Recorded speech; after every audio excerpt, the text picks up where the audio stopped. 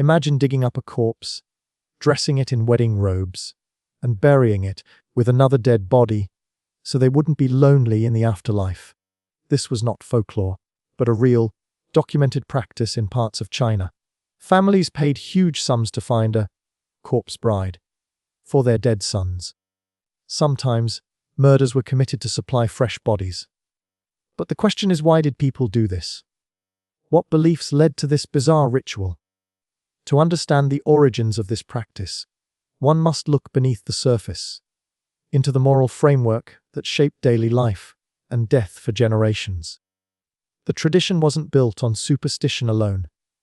It was deeply interwoven with principles that defined Chinese society for centuries. Spiritual obligations didn't end with death. In many cases, they intensified. The fear of a lonely soul wandering the afterlife wasn't metaphor. It was a family failure, a disruption of cosmic balance, and a threat to generational honor. This worldview was grounded in two pillars that guided both ritual and duty. Principles that bound the living to the departed and shaped the rites offered to them. At the heart of that society stood ancestor worship and filial piety. These weren't abstract ideals. They were active, binding responsibilities. Ancestor worship was more than a religious gesture. It was the foundation of a family's honor and continuity. Through carefully kept ancestral tablets, home altars, and ritual offerings, each generation maintained spiritual ties with those who had passed on. The deceased were not gone. They were present, watching, guiding, and judging. It was believed that a properly honored spirit would bless descendants, while a neglected soul could bring misfortune. Filial piety, the sacred duty to honor one's parents and lineage, extended even beyond death. Children were expected to carry out proper funeral rites, uphold family reputation, and ensure that every member, living or dead, was treated with dignity. Marriage, in this context, was not simply a personal milestone. It was a crucial step in fulfilling one's responsibility to the family name. A son who died unmarried left behind an incomplete legacy, a disruption in the ancestral line that no family could accept without shame. In this spiritual framework, marriage was not reserved for the living. It was a necessary rite for the dead to secure peace in the afterlife and maintain equilibrium within the lineage. Without it, the spirit of the unmarried could become restless, casting an ominous shadow over future generations. Dying unmarried was seen as cursed and shameful for the family. In many regions of traditional China, particularly among rural communities, marriage marked the threshold between personal existence and spiritual continuity. It wasn't simply about companionship. It was a ritual that anchored one's soul within the lineage. An unmarried death severed that anchor. Families mourned not only the loss of their child, but the spiritual disorder left in their wake. Without a spouse, the deceased lacked the symbolic structure required to transition fully into the next realm. Their spirit was thought to linger, restless and alone, bringing discomfort or misfortune to the household. It was a matter of both emotion and obligation. Something needed to be done to complete their journey. This belief led families to extraordinary lengths. They commissioned spirit marriages, sometimes years after the initial burial, in hopes of restoring order and honoring the unfulfilled path. It wasn't enough to simply mourn.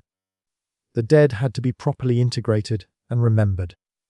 The unmarried dead could not be properly integrated into the ancestral tablet system. These tablets, inscribed with the names and dates of the deceased, served as sacred vessels for veneration. Within the family altar, each tablet stood as a spiritual presence, invoked during rituals, consulted during festivals, and revered as a guardian of lineage. But inclusion in this system required social completion, the fulfillment of life's fundamental roles, chief among them, marriage. Without a spouse, the dead were considered incomplete. They could not take their rightful place among the ancestors, nor participate in the cycle of reverence and remembrance. Their spiritual status remained unresolved, liminal, and unanchored. It was believed that a dead unmarried man's ghost would be restless, bringing misfortune to the living. In traditional Chinese belief, such a ghost might disturb family life, interrupt sleep, cast illness upon relatives, or disrupt important rites. If not appeased through proper ritual and symbolic marriage, its presence could linger for generations. This fear wasn't taken lightly. It shaped how families approach grief, honor, and legacy. A dead unmarried son, especially one who died young, represented an unresolved spiritual thread. Without a wife, he was seen as lost, unable to settle in the spirit world, unable to take his place at the family altar. Elders feared that such an unsettled soul could block prosperity, haunt dreams, or manifest in calamity. To prevent this, a unique ritual emerged, one unlike any ordinary wedding, yet just as binding. What developed over centuries became known as ghost marriage, sometimes referred to as yin marriage or Minghan. It involved the ceremonial union of two deceased individuals, or in some cases, the marriage of a living person to the dead. The purpose was not romance, but resolution. The rituals of ghost marriage, though seemingly grim, were carried out with solemn care and intricate symbolism. They followed many of the same ceremonial patterns as traditional weddings, only adjusted to honor the spirit realm. Families of the deceased treated the occasion with high formality. Dowries were prepared and exchanged between the families of both bride and groom, regardless of whether either family was mourning or participating in the ritual posthumously. These offerings often included symbolic items: paper money, miniature furniture, food replicas, and garments, each burned as gifts for the deceased to receive in the afterlife. The wealth of the dowry signified respect, status, and a wish for harmony between both spirits. In some cases, elaborate paper effigies were crafted to represent the bride or groom. These life-sized figures were dressed in ceremonial attire and placed beside the grave of the intended spouse. The effigy stood as a spiritual proxy, allowing the marriage to proceed even when an actual corpse was unavailable. But in other instances, especially those driven by desperation or regional custom, real human remains were used, unearthed, and redressed for the ceremony. These acts blurred the boundary between reverence and desecration. The weddings themselves often resembled funerals. Processions were carried out to the beat of mourning drums. Attendants wore traditional wedding robes in muted colors, and offerings were presented at both family altars. The ceremony was not a celebration, it was a resolution. Music played was not joyful, but ceremonial, invoking spirits rather than entertaining guests. Monks or ritual specialists presided, reading incantations to sanctify the union and guide both souls into peaceful coexistence. Once wed, the couple was buried in a shared grave or in adjacent tombs, symbolically united for eternity. Gravestones were etched with their names and marriage dates, signifying their bond and restoring familial order. For many families, this final act brought closure, a way to fulfill obligations, soothe spiritual unrest, and reclaim a sense of honor. Such rituals weren't rare curiosities.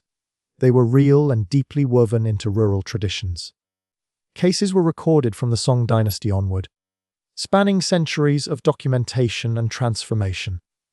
And with demand often exceeding the supply of unwed female corpses, dark markets began to emerge. In provinces like Shaanxi and Shaanxi, grave robbers dug up buried women to sell as brides to grieving families. What started as a sacred rite for harmony sometimes turned into a trade of desecration. Over generations, the demand for suitable corpse brides outpaced the natural occurrence of deceased, unmarried women.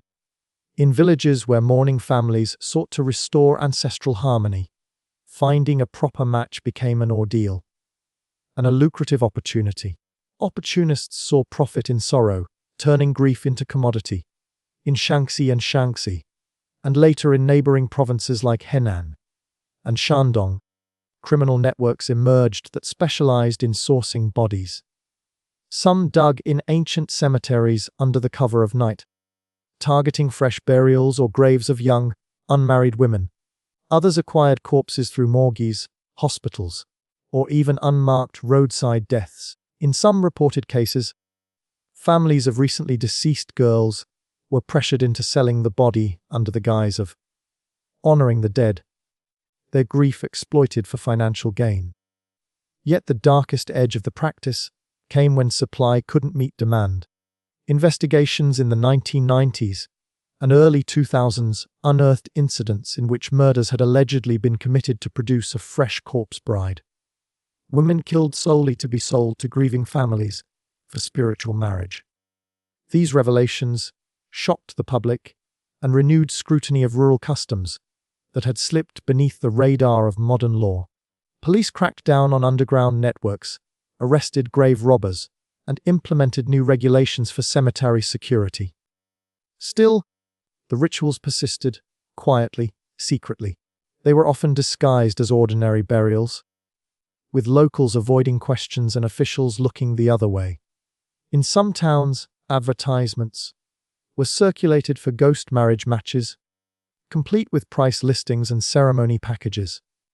Matchmakers specialized in posthumous unions, negotiating deals between families whose sons had died unmarried and those with recently deceased daughters. The intent behind ghost marriage, spiritual fulfillment, ancestral duty, remained unchanged for many who participated.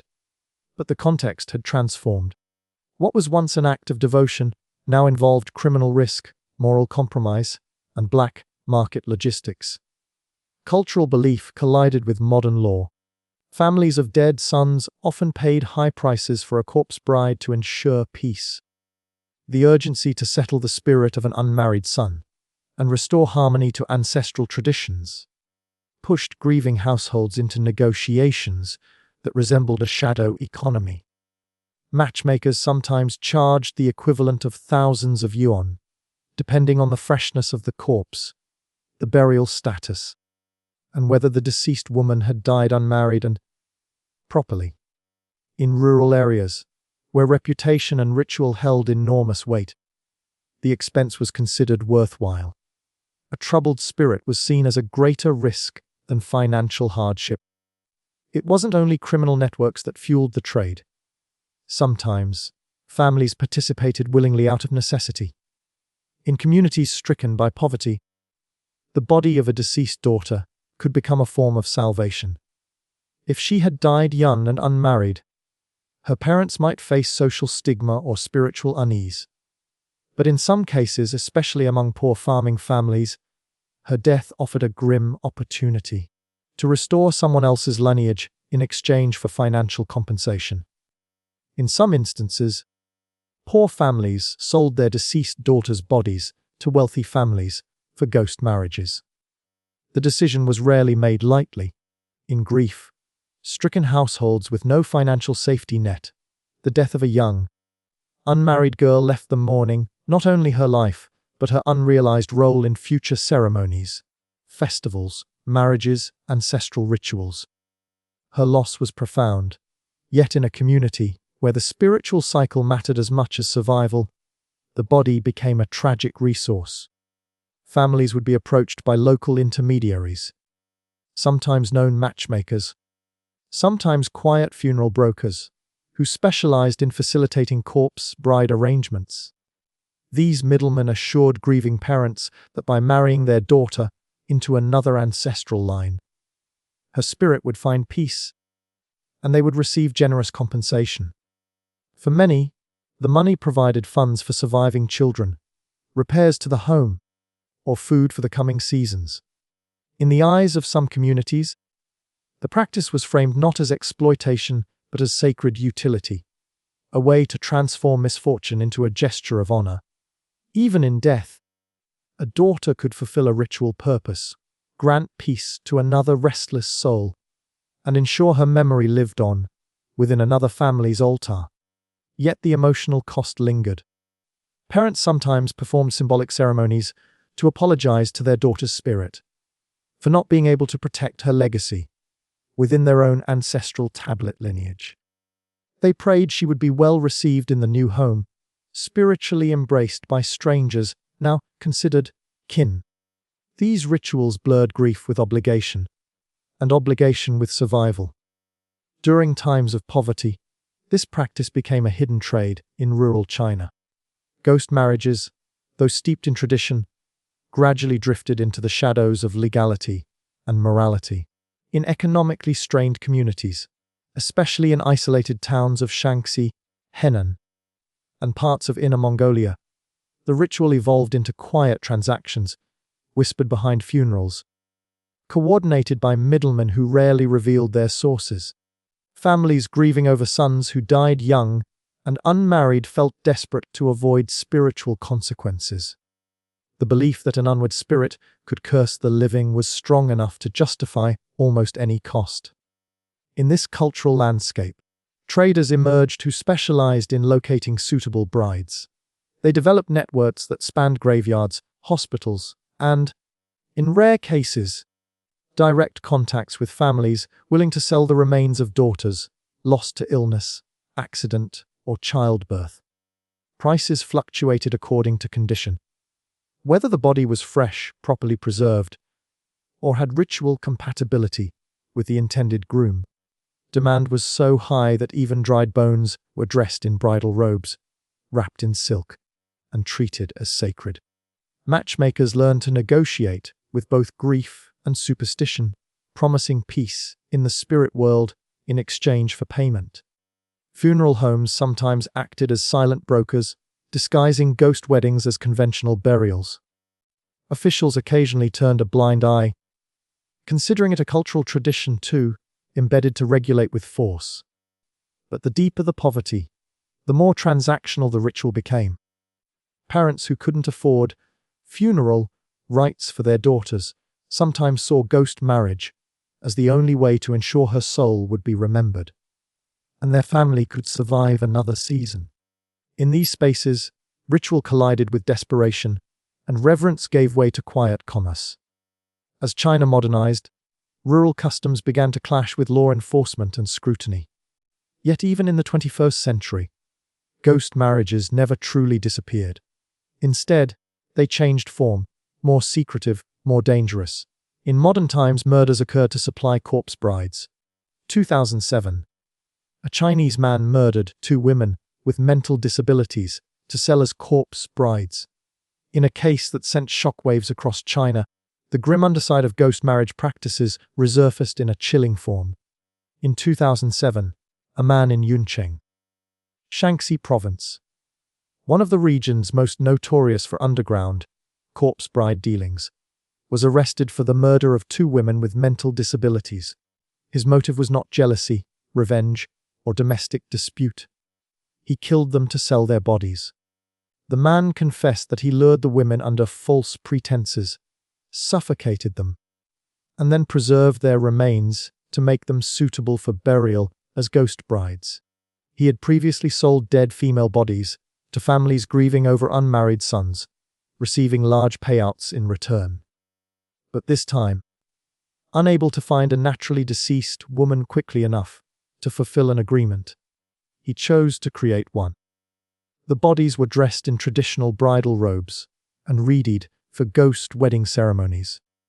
Local authorities discovered the crime after inconsistencies in documentation led to questioning, and forensic analysis revealed unnatural causes of death. The case not only confirmed suspicions about active corpse bride markets, it exposed that some were willing to cross the line from desecration into outright murder. The revelation prompted widespread debate in China's media. While traditional ghost marriages had long been practiced quietly in rural communities, the incident forced officials to re-examine the legality and morality of the tradition. Scholars defended cultural heritage. Law enforcement warned against criminal distortion. Families who had paid for such ceremonies were caught between mourning and moral shock. This case wasn't isolated. It was part of a troubling pattern that had remained hidden in the shadows. The line between spiritual closure and profit-driven crime had eroded, and would be shaken again just a few years later. 2013. Several grave robbing rings busted for stealing female corpses for ghost marriages in a coordinated crackdown. Authorities targeted organized groups that had turned cemetery theft into industry. What they uncovered revealed just how widespread and entrenched the trade had become. In the spring of 2013, authorities across Shaanxi province launched simultaneous raids on suspected grave robbing syndicates. These rings had quietly operated for years, carefully selecting burial sites, bribing cemetery caretakers, and transporting corpses under disguise. Their clients, families desperate to find a match for their deceased sons and willing to pay handsomely. Investigators discovered networks with detailed ledgers tracking corpse transactions. Some groups had specific scouts assigned to monitor funeral announcements for young, unmarried women. Once a body was buried, teams would strike within hours, exhuming remains and preparing them for wedding transfer. Bodies were stored in makeshift morgues, treated with chemicals to minimize decay, then rewrapped in ceremonial garments. In one case, officers recovered over a dozen female skeletons, each tagged with notes on age, cause of death, and ritual compatibility. The syndicates had even created catalogs to show prospective buyers, with photos of deceased women dressed in bridal robes, beneath the guise of spiritual tradition. These groups had industrialized the process, turning sacred rites into macabre inventory. Many buyers were unaware, or preferred not to know, the origins of the bride. They requested quick, discreet ceremonies and offered large payments to avoid questions. Some families insisted on burying their sons in graveyards, known for ghost marriage accessibility, hoping a bride would arrive before final interment. Others paid intermediaries to scout matches months in advance, anticipating both grief and ritual. The scale of these operations shocked investigators. The trade had extended beyond one province, with graves looted across Henan, Hebei, and parts of Shaanxi. Law enforcement increased patrols, implemented grave surveillance, and cracked down on funeral brokers known to collaborate with robbers. But even with arrests and confiscations, the practice proved difficult to erase. There was simply too much demand and too much belief. The demand for corpse brides led to a black market in fresh female corpses. As ghost marriage rituals retained their hold over grieving families, particularly in regions where ancestral duty weighed heavier than legal consequence, the search for suitable brides descended into darker corners. Traders and brokers no longer waited for natural deaths. Increasingly, the supply chain was built on urgency, and urgency demanded freshness. Reports emerged of morgue employees paid to alert brokers the moment an unmarried young woman died. Unclaimed bodies were swiftly negotiated and transferred. Hospitals without strict record keeping became fertile ground for illicit exchanges. In more harrowing cases, women from marginalized backgrounds, especially those with mental disabilities or few family ties, were quietly targeted. Some vanished and were later discovered buried beside men they had never known, names altered or erased. The black market wasn't always overt. Transactions were disguised through funeral services or cloaked as traditional rites. Families seeking peace for their sons often turned a blind eye to the origin of the bride, convinced that spiritual harmony outweighed moral ambiguity. For some, it wasn't criminal, it was sacred necessity. As demand intensified, so did presentation. Ghost marriages weren't meant to be functional. They were meant to be symbolic, resonant, and spiritually binding. Dressing the deceased in red wedding garments became a standard practice. In traditional Chinese culture, red is the color of joy, celebration, and marital bliss. Even in the context of ghost marriage, where grief mingled with ritual obligation, red held its symbolic power. It signified that love, even posthumous, could bring honor and peace to the spirit world. Corpse brides were often adorned in elaborate silk, dresses embroidered with dragons, phoenixes, and traditional wedding motifs. Jewelry, sometimes donated by the family, sometimes symbolic replicas, was placed alongside the body. Makeup was applied, hair combed, and accessories like bridal veils or jade pendants carefully arranged. It wasn't just an imitation of a wedding, it was a meticulous effort to complete what life had denied. For many families, dressing the bride properly meant ensuring the marriage was accepted in the realm of spirits and ancestors alike. The ceremonies could be startling in their detail.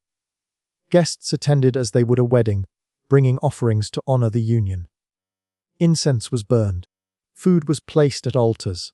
In some cases, musicians performed the same melodies used in living weddings, bending festivity into solemn ritual.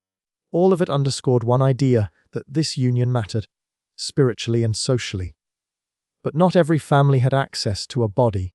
Using paper effigies, if no body was available, became a substitute deeply rooted in symbolic tradition.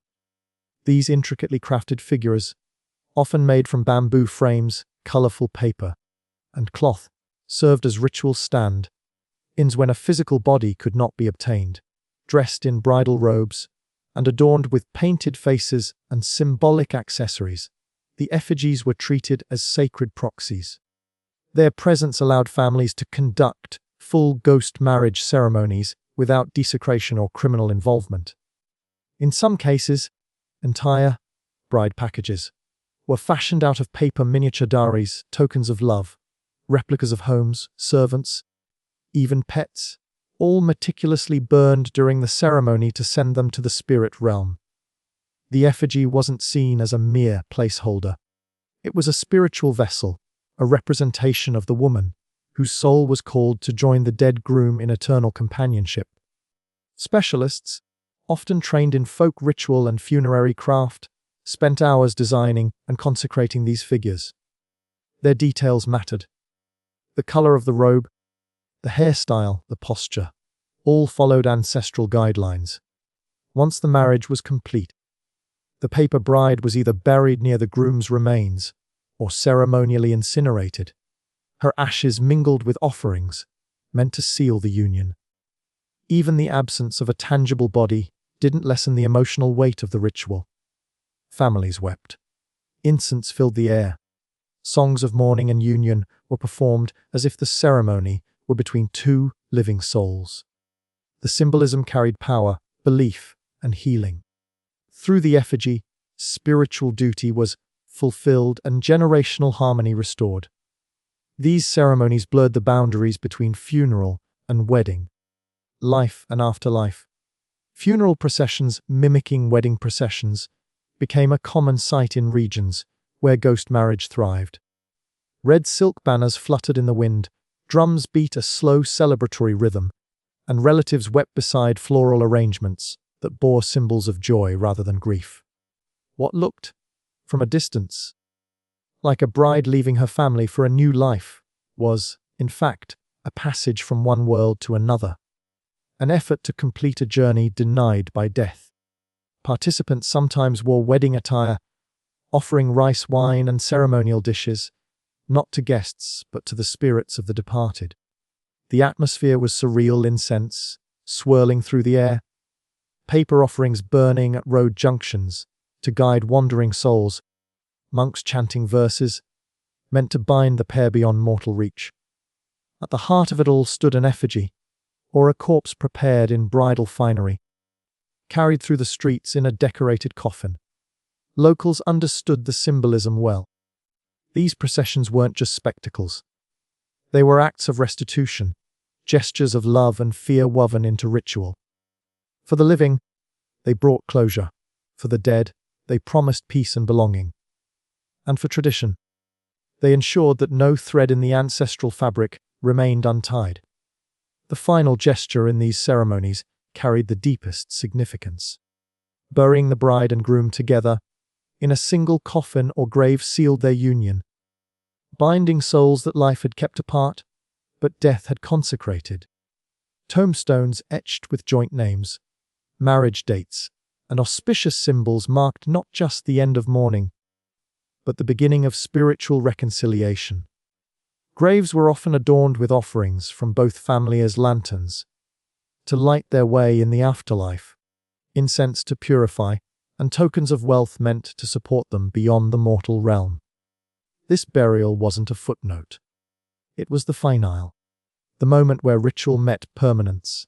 For relatives, it offered the comfort that their son was no longer wandering, unloved or untethered.